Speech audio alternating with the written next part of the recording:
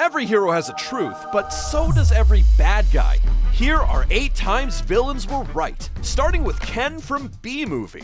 Why does his life have any less value than mine? Is that your statement? At first, we're like, oh, Vanessa cares about all lives. That's so wholesome. But then... Is that same B?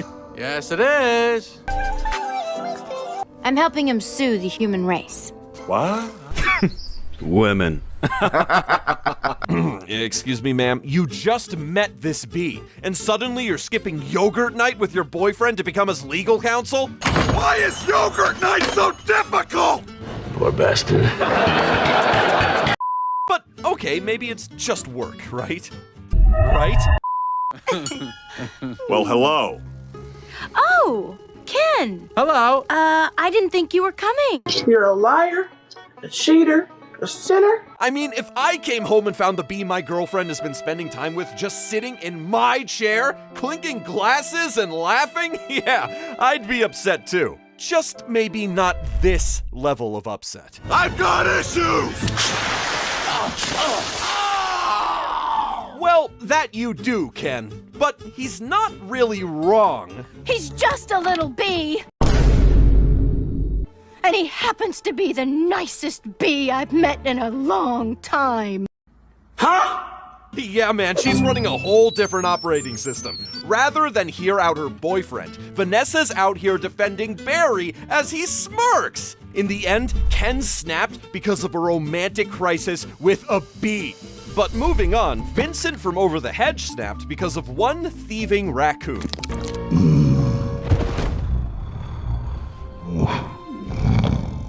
There he was, just a giant fuzzy bear enjoying hibernation with his do not disturb energy. Until RJ decided to and make a very bold but questionable decision. Just take what you need.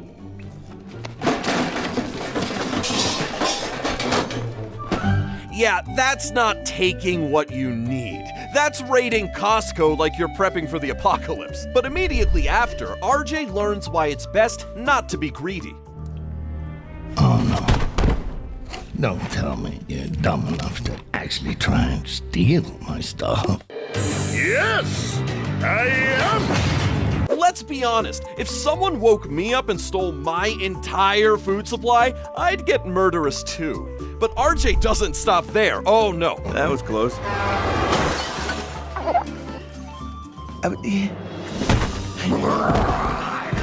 I get you, Vincent. I really do. And just when you think RJ can't make it worse...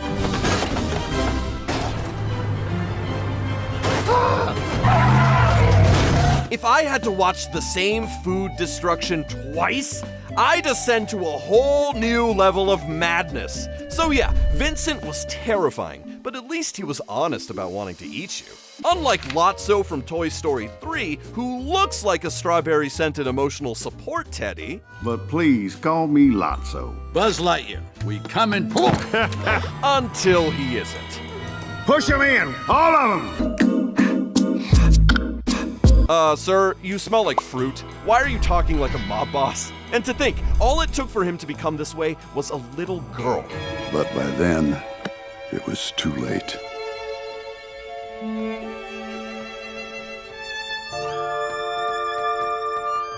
So Lotso felt abandoned and decided to turn an entire daycare into a dictatorship? Man, this guy needs a timeout, not hugs. But here's where he had a good point. We're all just trash, waiting to be thrown away. That's all a toy is. Now, obviously, that's dark. But is it wrong? I mean, we've all had childhood toys, and where are they now? Lost, forgotten, donated, or living in a box labeled miscellaneous? Lotso was right.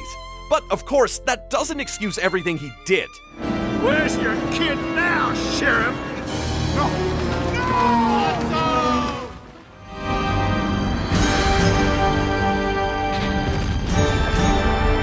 Bro went from cuddly to cold-blooded faster than Ken changed his outfits.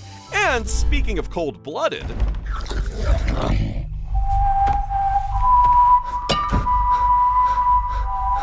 Now, in Puss in Boots: The Last Wish, we all know Death is supposed to be a neutral party. He just clocks in, clocks out, and collects souls with no drama. But when someone pisses you off enough, you have to come after him early. What could Puss possibly have done to aggravate Death like that, though? I find the very idea of 9 lives absurd. And you didn't value any of them. No cat on that one. We've watched this ginger cat risk everything because he thinks he can't die. I'm telling you, a cat always lands on his feet. Watch. Yeah, Puss, this one's on you, especially when you spend your whole career mocking Death like he's some background character. Relax. I am Puss in Boots. I laugh at death. Well, well, well. He's right behind me, isn't he? No ass gone. Yeah, well, who's laughing now, Puss? Definitely not you. So, while Death comes for a cat who disrespected his lives, Yzma from The Emperor's New Groove chases Kuzco down for disrespecting her. Oh, great. Send him in. Oh, and by the way, you're fired. Fired? What do you mean, fired? This made you look so stupid. I mean, getting fired shouldn't be that big of a deal. And it definitely doesn't warrant planning crazy revenge schemes like this. A few drops in his drink, then I'll propose a toast, and he will be dead before dessert. Dude. What is wrong with you? There's being fired, and then there's accidentally turn your boss into a llama while trying to assassinate him. Big difference, Yzma. But I get why she felt so betrayed, though. How could he do this to me? Why, I practically raised him. Yeah, you think he would have turned out better. Yeah, Yzma, maybe you raising him is why he's so messed up. Still, though, she's not wrong about one thing. Kuzco is absolutely not fit to be a leader. You really think a crown gives you power? This guy did some terrible things as Emperor. I'm sorry, but you've thrown off the Emperor's groove. And not to mention his summer getaway plans. At my birthday celebration tomorrow, I give the word, and your town will be destroyed to make way for this. He announces massive fiction like he's promoting a festival. He doesn't even give Pacha a relocation solution. Don't know, don't care. Hey, yo, what the fuck? So, yeah, Kuzco was a disaster of a ruler, and his relationship with Yzma was always a complicated one. But in The Emperor's New School, the sequel series, their dynamic becomes different.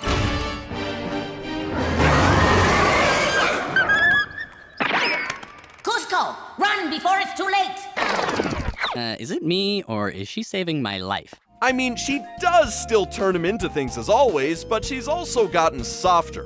They're like Tom and Jerry. Both hate each other, but not really. Unlike Yzma and Kuzco, though, Syndrome from The Incredibles feels actual hatred for his enemy, Mr. Incredible. Am I good enough now? Who's super now?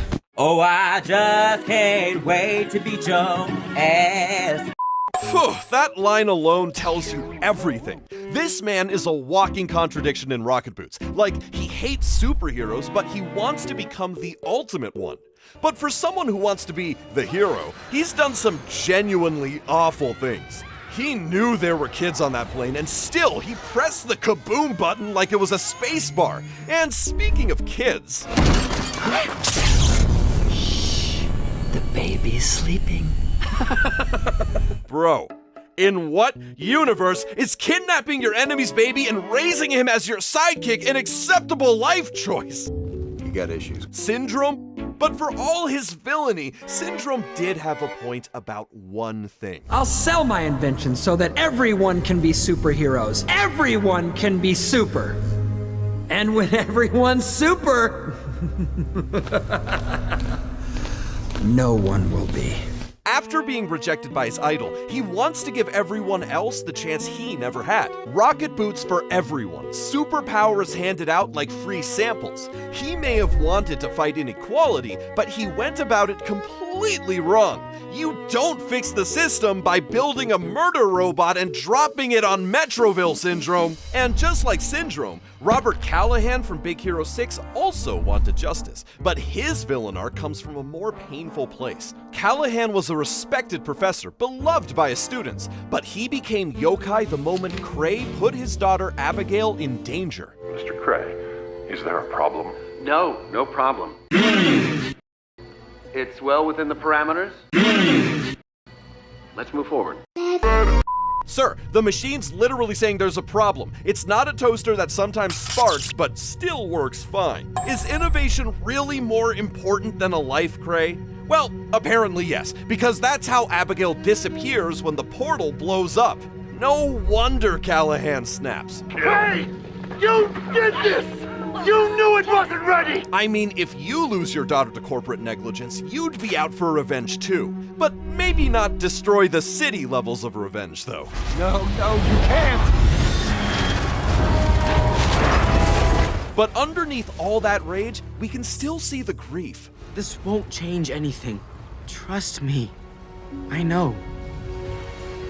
In that one moment, Callahan isn't a monster. He's just a father who never processed his pain. And instead of going to therapy, he projected that pain onto the entire city like a one-man disaster film, which is something Tai Lung from Kung Fu Panda can definitely relate to.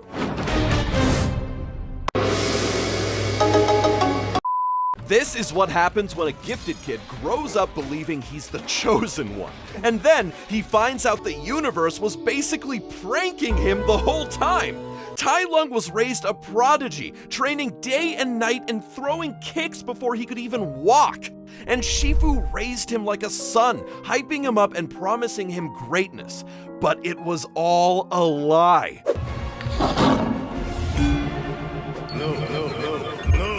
One single no from Oogway, and Shifu folded like a paper fan in a rainstorm. He immediately denied Tai Lung the destiny he had been groomed for all his life, and he came back for revenge. Who filled my head with dreams?